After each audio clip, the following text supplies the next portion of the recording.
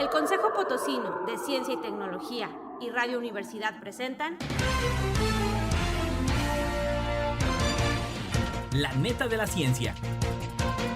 Espacio informativo sobre todo lo acontecido en ciencia, tecnología e innovación En San Luis, México y el mundo. y ahora quedan con ustedes Claudia Llamas. y Edgar Jiménez.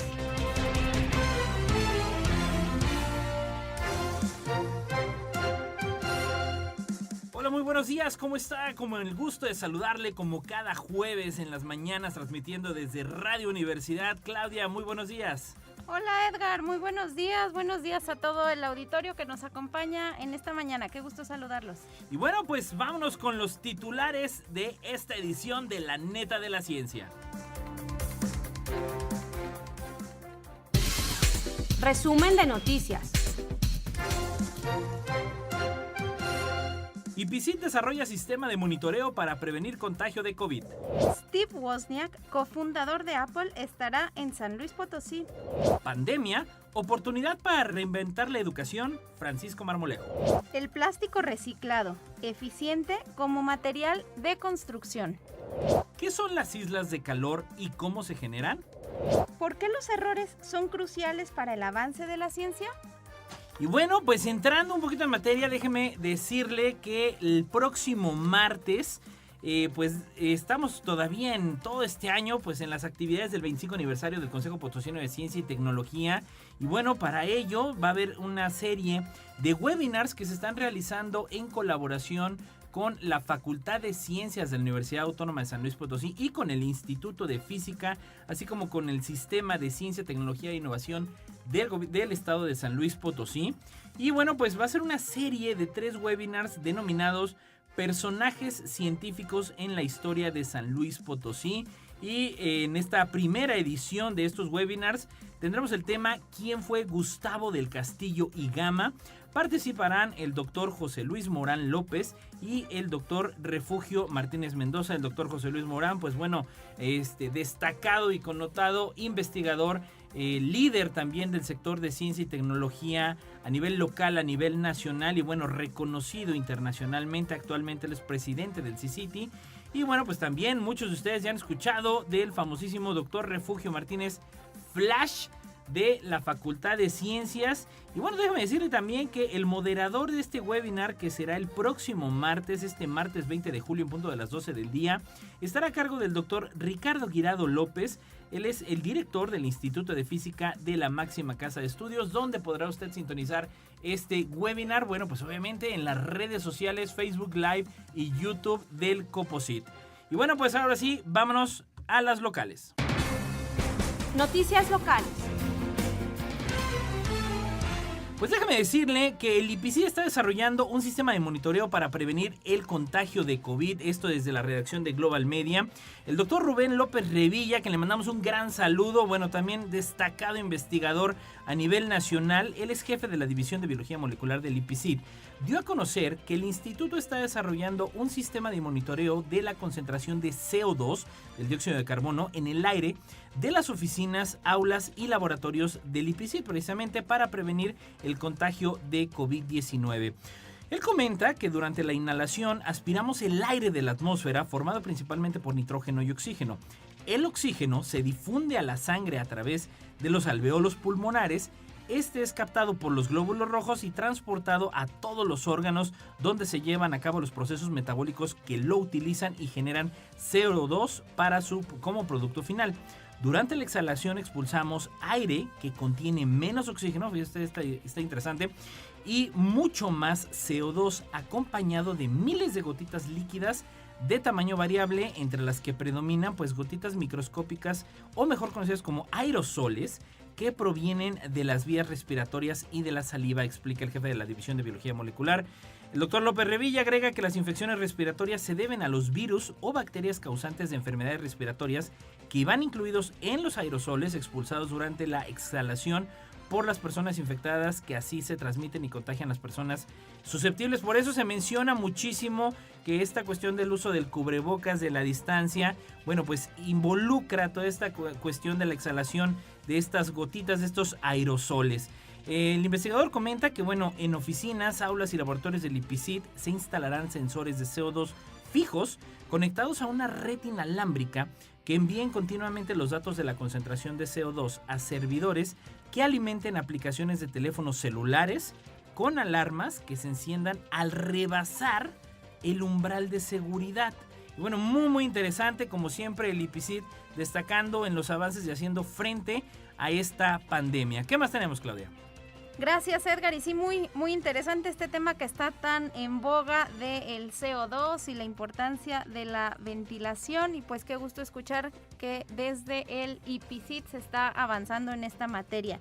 También en las noticias locales, Edgar, tenemos que Steve Wozniak, el cofundador nada más y nada menos que de la empresa Apple, va a estar en San Luis Potosí. Esto con base en la redacción del Universal en Pulso de San Luis Potosí. Y es que luego de que la reunión de la Alianza North American Super Corridor Coalition, NASCO, fue suspendida el año pasado, como muchos otros eventos, por el tema de la contingencia sanitaria por COVID, este evento se va a celebrar del 21 al 23 de julio en el Centro de Convenciones de San Luis Potosí. Esto lo anunció en rueda de prensa el maestro Gustavo Puente Orozco, secretario de Desarrollo Económico, Tiffany Melvin, presidenta de NASCO, y Michele Porrino, director ejecutivo del Parque Industrial World Trade Center de aquí de San Luis Potosí. Y pues comentan que esta reunión de la alianza se va a efectuar en un formato híbrido, en esta se espera recibir hasta 300 participantes de forma presencial, 500 de manera virtual.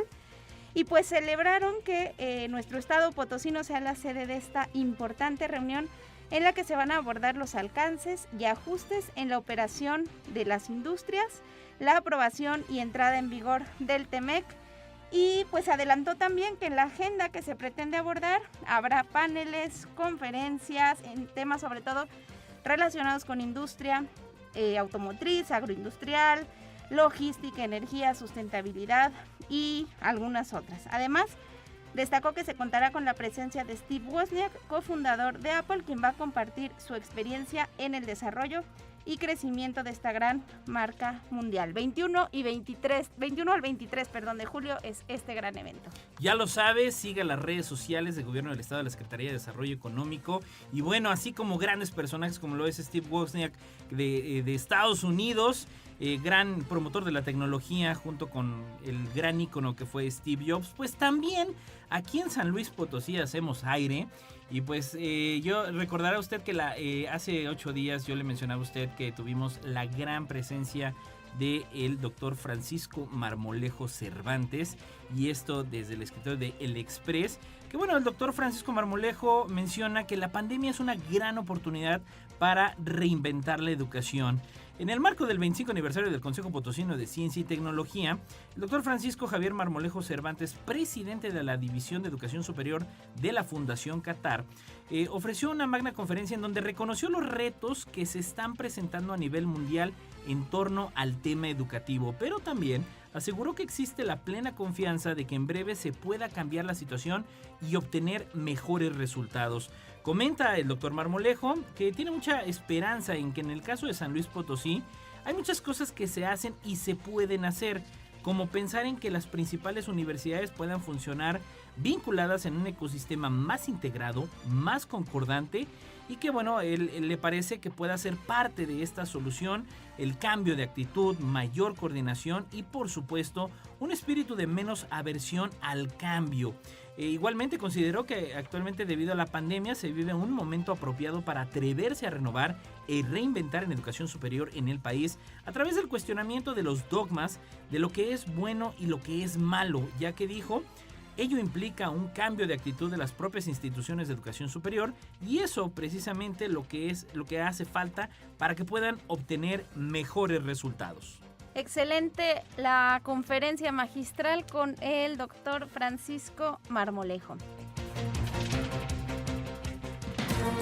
Científico de la semana.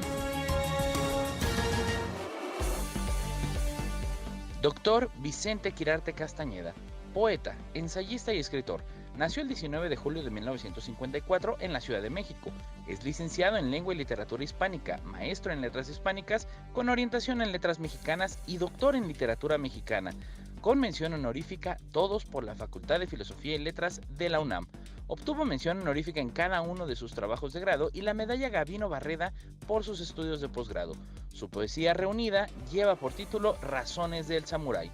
Ha sido galardonado con el Premio Nacional de Ensayo Literario José Revueltas en 1990, el Premio Javier Villarrutia en 1991, Premio Iberoamericano de Poesía Ramón López Velarde en 2011 y el Premio Universidad Nacional en 2013. No importa en qué parte del mundo estés, recuerda sintonizarnos en la web radioytelevisión.uaslp.mx. Noticias nacionales. Y bueno, en las noticias nacionales te comento, Edgar, con relación al reciclaje del plástico, este material que todos conocemos y que últimamente pues se ha definido también como eficiente material de construcción. ¿A que esa no te la sabías? Absolutamente no. Y es que la revista Más Ciencia de la Facultad de Ingeniería trae un interesante artículo de uno de los alumnos, el alumno, Diego Fuentes González, quien habla de dos de las principales propuestas en cuanto al reciclaje de plásticos en elaboración de materiales para la construcción. Y es que el reciclaje de plásticos para crear materiales de construcción ha traído ya muchos beneficios para nuestro planeta, pues se ha convertido en un producto que se utiliza a gran escala por su gran utilidad y por las diferentes formas que puede adoptar. Sin embargo, el plástico, como ya lo sabemos, si no se reutiliza, es un contaminante y representa pues una gran amenaza principalmente para el medio ambiente. Y en este contexto, es que han surgido pues ya varias propuestas de cómo solucionar este problema. Y voy a abordar dos de ellas que vienen aquí en este artículo. Existen dos principales propuestas en el reciclaje de plásticos dentro de la elaboración de materiales de construcción. La primera consiste en la creación de un ladrillo con forma de Lego, estos típicos juguetes de construcción, pero de un material muy, muy sólido, de tal forma que sea muy fácil el ensamblaje de uno con otro y que se reduzca el uso de resinas para pegar uno con otro los ladrillos, ¿no? Entonces es una especie de Lego a gran escala.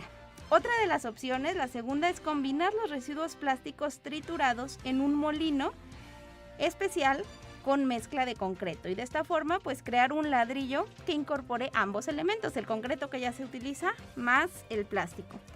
Estas propuestas brindan un beneficio ambiental y además un beneficio en cuanto a la durabilidad del material, pues se calcula que estos ladrillos tengan un tiempo de vida de alrededor de 400 años, cuando los ladrillos de concreto tienen una vida de aproximadamente 100 años. Además, este material es aislante térmico, aislante acústico, resistente a terremotos, al daño de roedores, al agua y en cierto grado también al fuego. Existen otras posibles alternativas o soluciones también acerca de qué hacer con los residuos de plástico después de reciclarlos, y algunas de ellas es que se propone utilizarlos en las ciudades, específicamente en los carriles que separan a la ciclovía o a las paradas de autobuses, que estas seguramente las habrás visto, esta especie de divisores de plástico, ya que estos plásticos no tienen las mismas propiedades mecánicas que el plástico original. Y bueno, pues en consecuencia estas propuestas buscan que los plásticos se utilicen en cosas que no soportan mucho peso y que están hechas también de otros materiales como el aluminio. Estas son algunas alternativas en cuanto al reciclaje de plástico para usar como material de construcción de acuerdo con Anáhuac, México.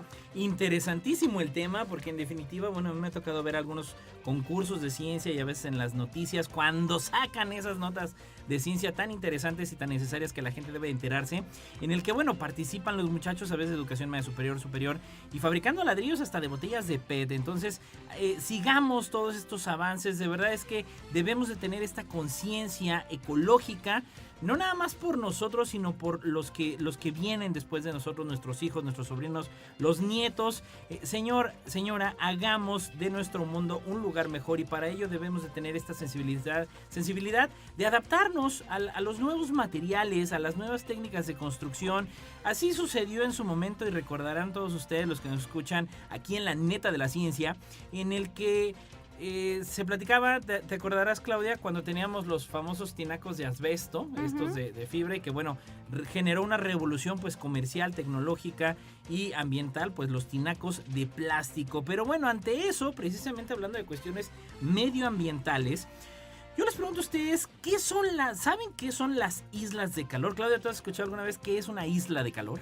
Me imagino, pero no lo conozco. Y bueno, pues te platico esto por parte de Montserrat Mata de Milenio, que a través del Laboratorio Nacional de Observación de la Tierra, el LANOT, instalado en la Facultad de Geografía de la Universidad Autónoma del Estado de México, la UAMEX, se trabaja en distintos programas de investigación. Entre ellos destaca la geolocalización de islas de calor, es decir, aquellas regiones de la entidad en donde hay un aumento de temperaturas a causa de factores como la concentración poblacional, y digo Estado de México no se diga, y el uso de automóviles.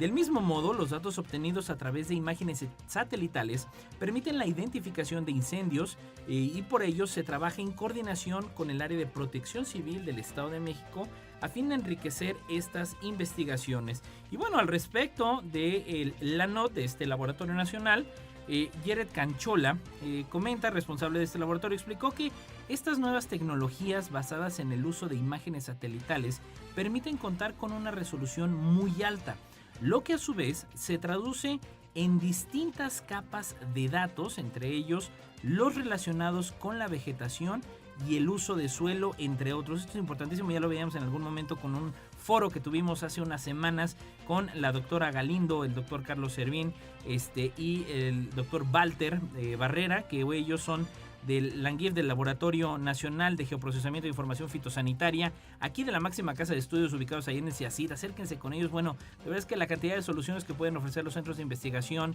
aquí en San Luis Potosí, las universidades, son grandísimos, así que no olvide acercarse. Su mejor consultor, señor empresario, empresaria, siempre va a ser los científicos.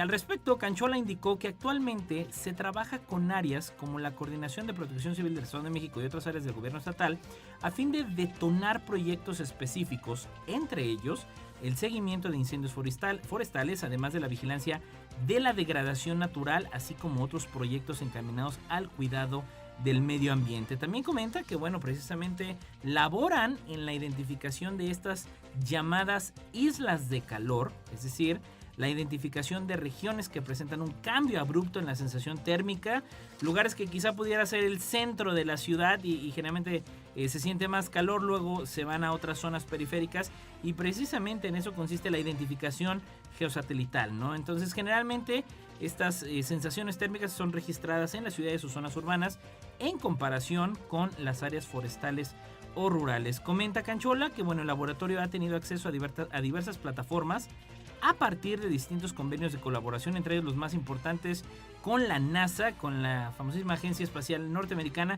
Asimismo, también tienen acceso a otras plataformas y actualmente tienen un trabajo con la Agencia Espacial Israelita con su proyecto Venus. Finalmente, bueno, pues la materia prima para las investigaciones de este centro son las imágenes satelitales de las distintas plataformas y agencias, lo que además permite la formación de nuevos profesionales, ya que en este espacio conviven tanto investigadores como alumnos de distintas áreas, entre ellas geografía, geología ambiental y geoinformática. Muy interesante. Perfecto, y bueno, pues vámonos al último bloque que tenemos también para esta neta de la ciencia. Noticias internacionales. Fíjate que en las noticias internacionales tenemos una reflexión muy interesante por Raquel Holgado en 20 minutos, que se titula ¿Por qué los errores son cruciales para el avance de la ciencia? Y a lo mejor tú dirás, wow, ¿errores en la ciencia? Ajá, no sé, a ti, Edgar, cuando eras niño, ¿te enseñaron que Plutón era un planeta? Pues sí, Sí, Cuando ¿verdad? ya después me la cambiaron. A muchos de nosotros, seguramente a la mayoría de nuestros radioescuchas, les enseñaron cuando estaban en la primaria que Plutón era un planeta. Y ahora no sé si tú tienes hijos o si nuestros radioescuchas tienen nietos y están ahí al pendiente, pues el conocimiento científico ha definido que actualmente, a partir de 2006, Plutón ya no es un planeta, sino un planeta enano por no cumplir con uno de los criterios que se utiliza para determinar que un cuerpo celeste sea un planeta. Y como este ejemplo, la verdad es que hay muchos, y según la Real Sociedad Británica, la respuesta a si esto nos debe hacer desconfiar de la ciencia es que más bien es todo lo contrario. Cuestionar los hechos establecidos es en realidad el corazón mismo del método científico. Entonces, si pensamos en todo el proceso como un sistema gigante de controles y contrapesos basado en información extraída de experimentos u observaciones de la naturaleza, podemos observar que estos experimentos y observaciones conducen a la formulación de una hipótesis que luego va a pasar por un riguroso proceso de verificación, no solo por el científico que lo propone, sino Así por es. otros científicos. Y muchas veces no hay información suficiente para sacar las conclusiones correctas en el momento, ¿no? Tenemos, por ejemplo, el caso en 1919, en una reunión de la Real Sociedad, se confirmó la teoría de la relatividad general de Einstein, después de que un eclipse solar proporcionara las circunstancias perfectas para medir la curvatura de la luz de las estrellas. Esto mostró que la gravedad de un objeto enorme, como en su caso el Sol, puede desviar la luz a su alrededor. Bajo la atenta mirada del retrato de Isaac Newton, la comunidad científica reemplazó la teoría anterior de este con una interpretación más nueva y más general de la gravedad de Einstein. Incluso es posible, entonces, que en el futuro nuevos avances superen lo que ahora conocemos acerca de la relatividad. Y es que la incertidumbre en la ciencia no es suficiente si todas las perspectivas fueran iguales. A veces es la falta de diversidad en el sistema la que puede llegar a sesgar los resultados. Hay muchos otros ejemplos, pero una analogía que hacen aquí que es muy interesante es la diferencia entre actualizar tu teléfono celular o aferrarte a tu viejo teléfono celular por el miedo a equivocarse. En la mayoría de los casos, los avances más recientes no serían posibles sin el trabajo que les precedió. Y es que, como ya decíamos, la incertidumbre es parte innata del proceso científico y es de hecho pues la razón fundamental por la que el progreso es posible, ¿no? Por esta necesidad de buscar y de conocer más. En última instancia, se trata de en quién confías más. ¿En la persona que está 100% segura de que tiene la razón? ¿O en una persona que está dispuesta a que se demuestre que está equivocada? ¿En quién confías más, Edgar? Interesantísimo, y digo, definitivamente debemos de irnos bajo esa línea porque está demostrado que una de las pues aptitudes o más bien actitudes que deben de tomar los científicos hoy en día es esa capacidad de resistir el fracaso, de decir, sí, me equivoqué y tengo que seguir avanzando. Cuentan que todo aquel que es bueno en la investigación es porque está dispuesto a fracasar.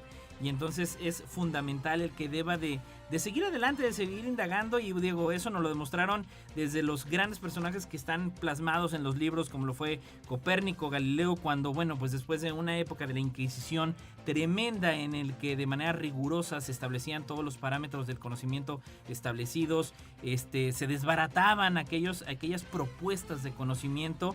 Y bueno, ya lo demuestran por ahí citando un poquito la serie de Cosmos, este remake del famosísimo Carl Sagan, quien retoma Neil deGrasse Tyson con el personaje de Giordano Bruno, quien obviamente empieza a plasmar en Europa y bueno, fue perseguido, finalmente pues fue ejecutado por la Inquisición, pero al tiempo, bueno, pues estos últimos 400 años de la especie humana ha demostrado que los avances científicos están basados en refutar, en demostrar y seguir comprobando una y otra vez pues lo que tenemos, ¿no? En este sentido, pues bueno, ya casi llegando al cierre de la neta de la ciencia, Claudia. Pues interesantísimo las netas del día de hoy.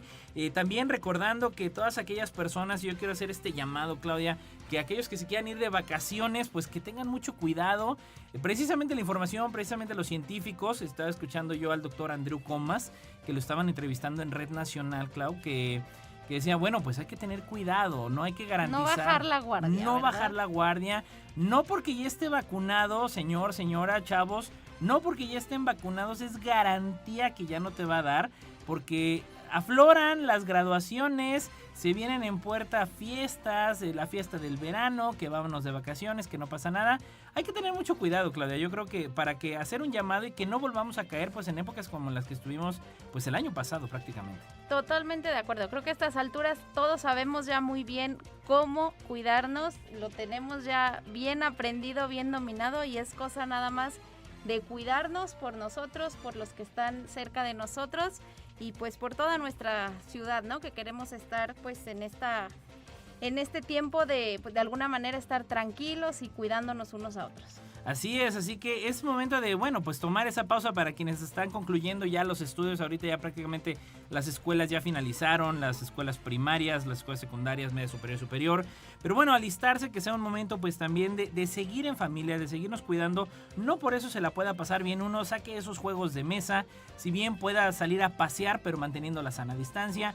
Ya lo decía la nota del IPCID, esta parte de los aerosoles del doctor López Revilla, que es muy importante, pues que debamos de mantener nuestro cubrebocas puesto y mantener la sana distancia. Y bueno, antes de irnos ya para despedir esta neta de la ciencia, yo le quiero recordar, próximo martes 20 de julio en punto de las 12 del día, tendremos el webinar Personajes científicos en la historia de San Luis Potosí.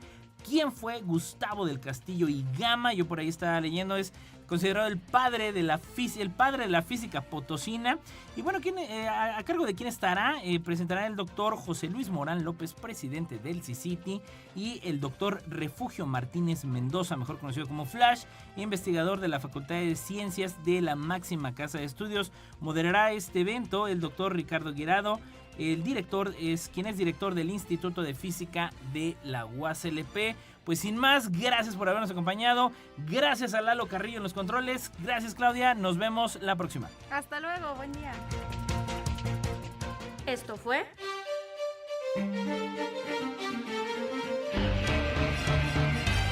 La neta de la ciencia. Noticiero de Ciencia, Tecnología e Innovación.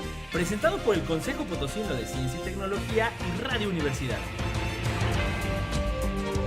Con Claudia Llamas Y Edgar Jiménez.